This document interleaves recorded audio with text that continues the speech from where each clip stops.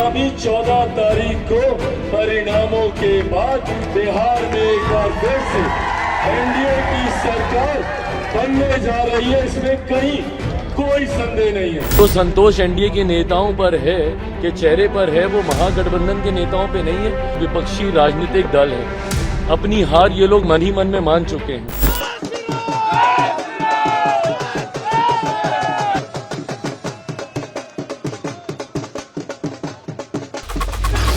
मोदी के हनुमान ने तो कमाल कर दिया। चिराग ने एक बार फिर एनडीए को रोशन कर दिया।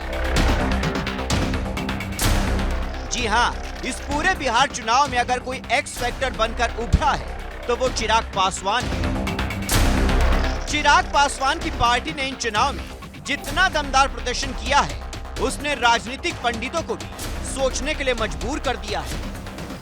इन विधानसभा चुनाव में चिराग की पार्टी 29 सीटों पर चुनाव लड़ी थी, जिसमें से ज्यादातर सीटों पर अब उनके उम्मीदवारों का कब्जा है। दरअसल एनडीए के साथ जब जब चिराग पासवान मिलकर लड़े हैं तो उन्होंने करीब 90 से 100% का स्ट्राइक रेट दिया है, जिसकी गवाही ये आंकड़े दे रही हैं। पिछले साल के लोकसभा चुनाव में 5 सीटों पर चुनाव लड़ा और सभी 5 में जीत हासिल की। 2019 लोकसभा चुनाव में चिराग की पार्टी ने 6 सीटों पर चुनाव लड़ा, सभी 6 में जीत हासिल की। 2014 लोकसभा चुनाव में एलजेपी-आर ने 7 सीटों पर चुनाव लड़ा और 6 में जीत हासिल की। हालांकि ये आंकड़े 2004 और 2009 में हुए लोकसभा चुनाव से एकदम उलट है, क्योंकि 2009 के लोकसभा चुनाव में पार्टी ने 12 सीटों पर चुनाव लड़ा, लेकिन एक भी सीट नहीं जीत पाई।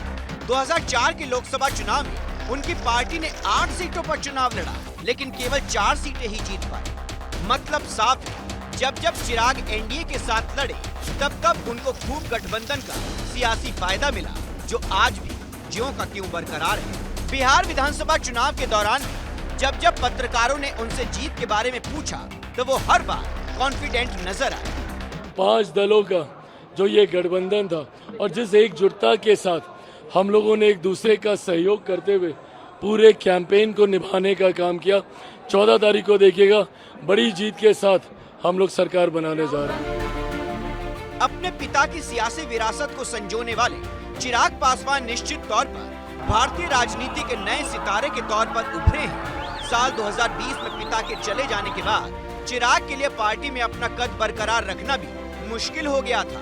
उत्तराधिकारी की लड़ाई में वो चाचा से हार गए, लेकिन उन्होंने कभी हिम्मत नहीं हारी और आखिरी में हारी बाजी भी जीत ली। ठीक वैसे ही जब इस बार एनडीए ने चिराग की पार्टी को 29 सीटें देने का फैसला किया था, तब शायद कहीं हल्की नाराजगी भी थी, लेकिन नतीजों के साथ चिराग ने साबित कर दिया है कि बीजेपी नेतृत्व ने उन पर भरोसा करके एकदम सही दांव चला है।